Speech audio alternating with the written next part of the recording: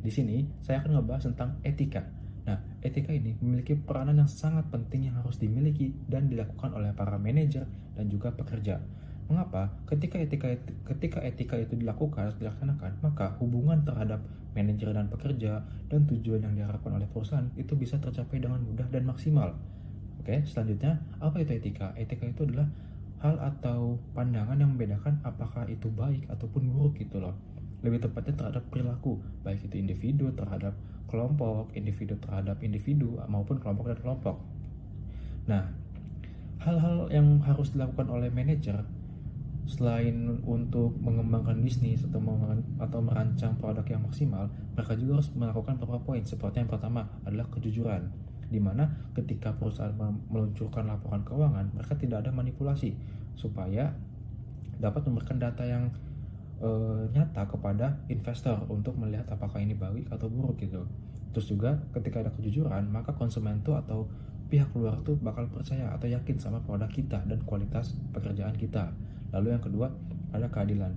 Keadilan ini dapat diterapkan di internal perusahaan seperti pemberian gaji yang maksimal, yang merata, pemberian tugas yang merata juga, dan ketiga tidak ada yang namanya diskriminasi gitu. Selanjutnya yang ketiga itu tanggung jawab. Ketika perusahaan menciptakan produk yang mungkin sekiranya itu kurang maksimal atau gagal, itu jangan langsung dipasarkan atau dijualkan, melainkan harus ditahan. Meskipun itu terbilang membuat perusahaan rugi, namun itu bisa menjaga kualitas atau nama perusahaan karena konsumen tidak mendapatkan barang yang tidak maksimal seperti itu. Lalu yang keempat adalah tanggung jawab sosial, di mana perusahaan dalam mendapatkan dan menggunakan bahan baku itu rata-rata mungkin banyaknya dari lingkungan. Nah, tentunya perusahaan juga harus menciptakan aturan untuk menjaga lingkungan, seperti contohnya pembuangan limbah, habis itu polusi segala macam yang harus diatur sedemikian rupa supaya tidak melakukan pencemaran. Mengapa? Karena pencemaran itu tidak hanya berdampak pada lingkungan, tapi terhadap masyarakat atau konsumen yang ada di sekitar pabrik atau perusahaan tersebut. Seperti itu.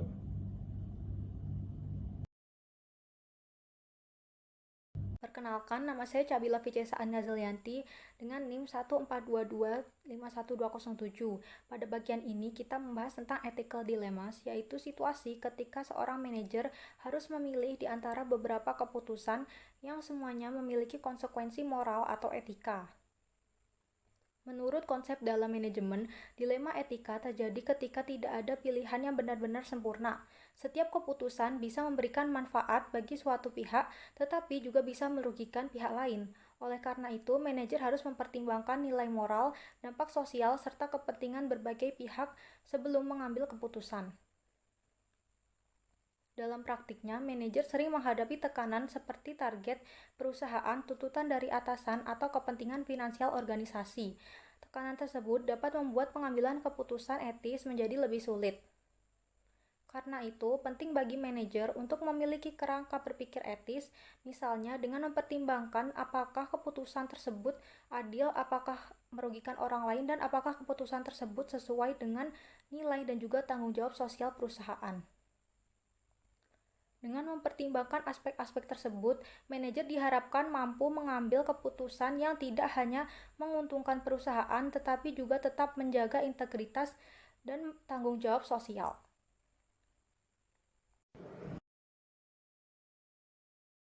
Assalamualaikum warahmatullahi wabarakatuh. Perkenalkan, nama saya Arvinia Farmaltisanis dengan NIM 142251200. Kali ini saya akan membahas materi TM5, sebuah kerangka kerja pengambilan keputusan etis. Nah, dilema etis sering terjadi karena adanya konflik kepentingan seperti antara individu dan organisasi atau organisasi dan masyarakat. Sehingga, untuk membantu mengambil keputusan yang tepat, manajer menggunakan strategi normatif, yaitu pendekatan yang berdasarkan nilai dan norma etika. Ada 5 pendekatan utama dalam mengambil keputusan etis, yaitu yang pertama ada pendekatan utilitarian, yaitu keputusan dianggap etis jika memberikan manfaat terbesar bagi jumlah orang terbanyak.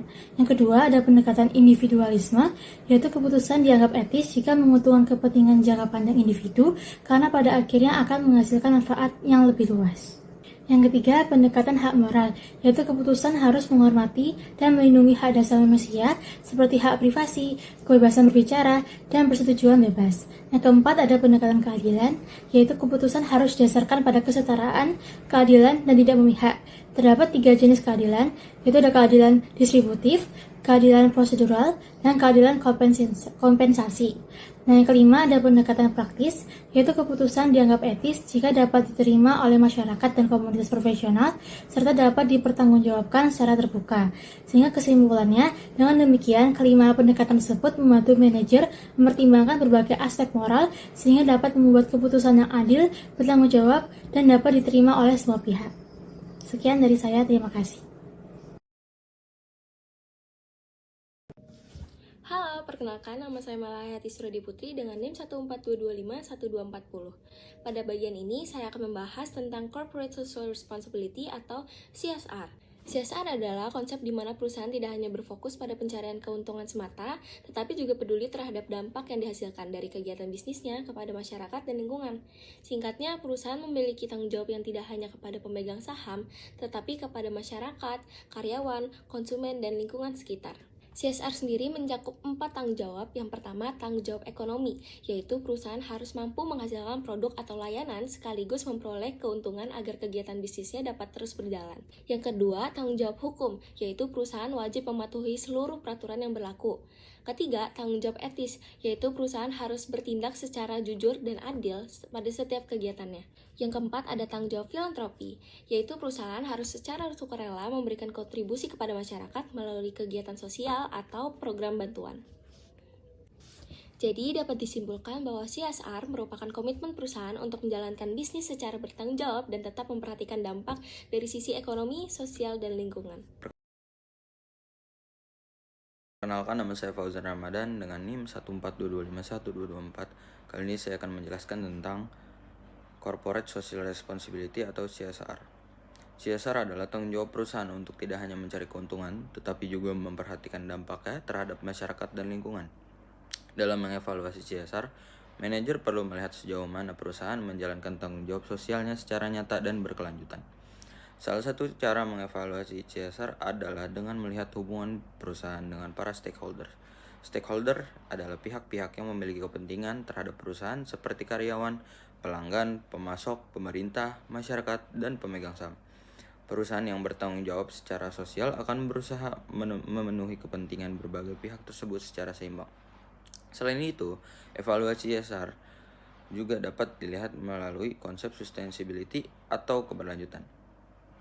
Perusahaan tidak hanya fokus pada keuntungan jangka pendek, tetapi juga memikirkan dampak jangka panjang terhadap lingkungan dan masyarakat. Misalnya, dengan mengurangi polusi, menggunakan sumber daya secara efisien, atau menjalankan program sosial bagi masyarakat sekitar. Dalam praktiknya, CSR sering dievaluasi menggunakan konsep triple bottom line, yaitu 3 aspek utama: profit, people, dan planet. Profit berarti perusahaan tetap harus menghasilkan keuntungan.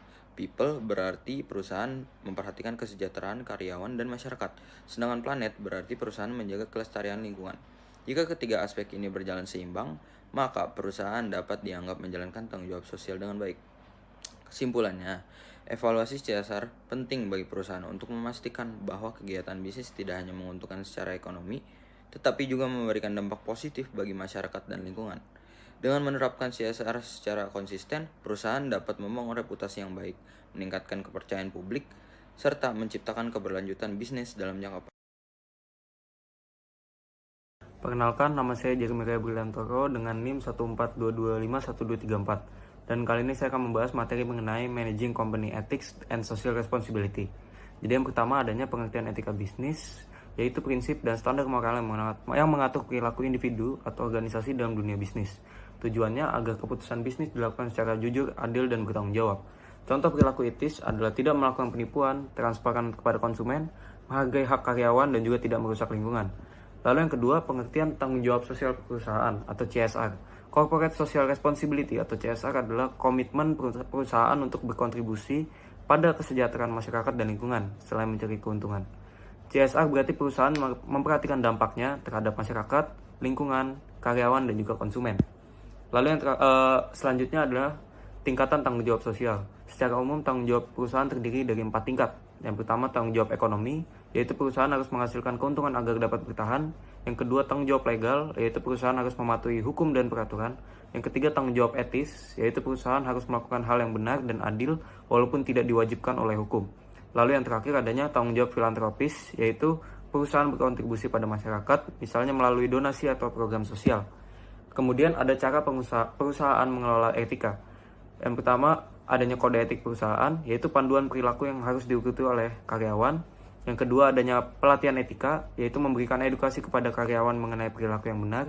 Lalu ada kepemimpinan yang etis, manajer harus menjadi contoh dalam bertindak secara etis. Dan yang terakhir, sistem pelaporan pelanggaran, yaitu mekanisme untuk melaporkan tindakan tidak etis. Lalu yang kelima, adanya manfaat etika dan tanggung jawab sosial. Mengelola etika dan tanggung jawab sosial memberikan banyak manfaat, seperti meningkatkan reputasi perusahaan, meningkatkan kepercayaan konsumen, menarik investor dan karyawan berkualitas, mengurangi risiko hukum, dan juga mendukung keberlanjutan bisnis jangka panjang. Lalu yang terakhir, kesimpulannya adalah managing company ethics and social responsibility berarti perusahaan harus menjalankan bisnis secara etis, mematuhi hukum, serta memberikan dampak positif bagi masyarakat di lingkungan, bukan hanya fokus kepada keuntungan. Nah, kita masuk ke studi kasus yang kita gunakan itu adalah aplikasi dari Gojek. Seperti kita tahu, pada zaman yang modern ini, Gojek itu menjadi salah satu pilihan bagi para mahasiswa, bahkan orang pekerja lainnya juga untuk melakukan mobilitas, pemesanan makanan, dan segala macamnya. Dimana tentunya Gojek itu banyak mengelola atau menyimpan data-data, baik itu dari segi pengguna, habis itu driver, dan juga penjual. Itu pasti Gojek menyimpan data-data mereka seperti nomor telepon, habis itu jenis transaksi, alamat, dan juga kepentingan yang lainnya. Ini bisa disebut dalam etika privacy. Namun ketika misalnya Gojek menyalahgunakan data tersebut untuk kepentingannya mereka, itu bisa disebut dengan pelanggaran etika dalam privacy gitu. Lalu selanjutnya saya akan menjelaskan tentang contoh dilema etika dalam dunia bisnis dapat kita lihat pada kasus penentuan tarif layanan di perusahaan transportasi digital seperti Gojek. Gojek harus menentukan tarif berbagai layanan seperti GoRide, GoCar, dan juga GoFood. Dalam menentukan tarif ini muncul sebuah dilema etika karena keputusan yang diambil akan berdampak pada berbagai pihak. Jika perusahaan menentukan tarif yang murah, maka pelanggan akan merasa senang karena biaya layanan lebih terjangkau. Namun, di sisi lain, pendapatan yang diterima oleh driver bisa menjadi lebih rendah sehingga kesejahteraan mereka menurun. Sebaliknya, jika perusahaan menetapkan tarif yang lebih tinggi, maka driver bisa mendapatkan pendapatan yang lebih baik, tetapi risiko yang muncul adalah jumlah pelanggan bisa berkurang karena harga dianggap terlalu mahal. Situasi ini menunjukkan adanya dilema etika dalam manajemen karena perusahaan harus menyeimbangkan kepentingan berbagai pihak yaitu konsumen, driver sebagai mitra kerja, dan juga perusahaan itu sendiri. Dalam kasus seperti ini tidak ada keputusan yang benar-benar sempurna, oleh karena itu manajemen harus mencari solusi yang paling adil dan juga seimbang agar semua pihak tetap mendapatkan manfaat secara proporsional. Dalam menjalankan bisnisnya, Gojek harus membuat kebijakan yang tidak hanya menguntungkan perusahaan, tetapi juga bertanggung jawab secara sosial terhadap driver, pelanggan, dan masyarakat. Ada 3 pendekatan etika yang digunakan oleh Gojek. Yang pertama ada utilitarian approach atau pendekatan manfaat terbesar. Nah, pada Gojek menerapkan menentukan tarif yang terjangkau bagi pelanggan, tetap memberikan penghasilan yang layak bagi driver, lalu menjaga keberlangsungan bisnis perusahaan.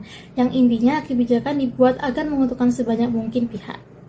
Yang kedua ada pendekatan hak moral, penerapan pada Gojek, yaitu driver memiliki hak untuk mendapatkan penghasilan yang layak. Lalu driver berhak mendapatkan perlindungan dan perlakuan yang adil dari perusahaan, dan data maupun keamanan pengguna juga harus dijaga. Yang intinya perusahaan itu harus menghormati hak semua pihak yang terlibat. Yang ketiga ada pendekatan keadilan.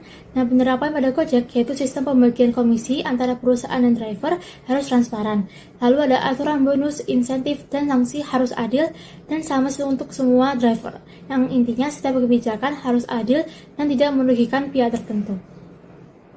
Program CSR yang dilakukan oleh Gojek mencakup beberapa inisiatif sosial, salah satunya adalah bantuan pendidikan bagi keluarga driver, seperti beasiswa atau dukungan biaya sekolah untuk anak-anak mitra pengemudi.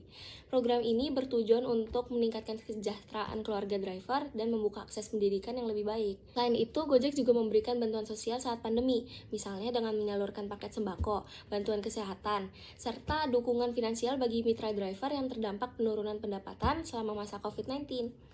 Gojek juga menjalankan program pelatihan bagi mitra UMKM, seperti pelatihan digital marketing, manajemen usaha, dan pemanfaatan platform digital agar pelaku usaha kecil dapat berkembang dan menjangkau pasar yang lebih luas. Melalui berbagai program tersebut, terlihat bahwa perusahaan tidak hanya mengejar keuntungan bisnis, tetapi juga berusaha memberikan kontribusi positif bagi masyarakat dan para stakeholder yang terlibat pada ekosistemnya. Perkenalkan, nama saya Fauzan Ramadan. Kali ini saya akan menjelaskan tentang case CSR pada perusahaan Gojek. Corporate Social Responsibility atau CSR merupakan bentuk tanggung jawab perusahaan terhadap masyarakat dan lingkungan. Salah satu perusahaan di Indonesia yang aktif menjalankan CSR adalah Gojek. Sebagai perusahaan teknologi yang bergerak di bidang layanan transportasi dan digital, Gojek tidak hanya berfokus pada keuntungan, tetapi juga memberikan dampak sosial bagi masyarakat. Salah satu program CSR yang dijalankan adalah melalui Gotoh Impact Foundation, yang berfokus pada pemberdayaan masyarakat, pendidikan, dan keberlanjutan lingkungan.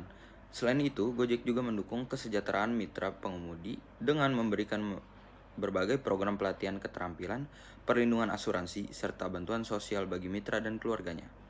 Dalam bidang lingkungan, Gojek juga mendorong penggunaan kendaraan listrik melalui program Go Greener by Gojek untuk mengurangi emisi karbon dan menciptakan transportasi yang lebih ramah lingkungan.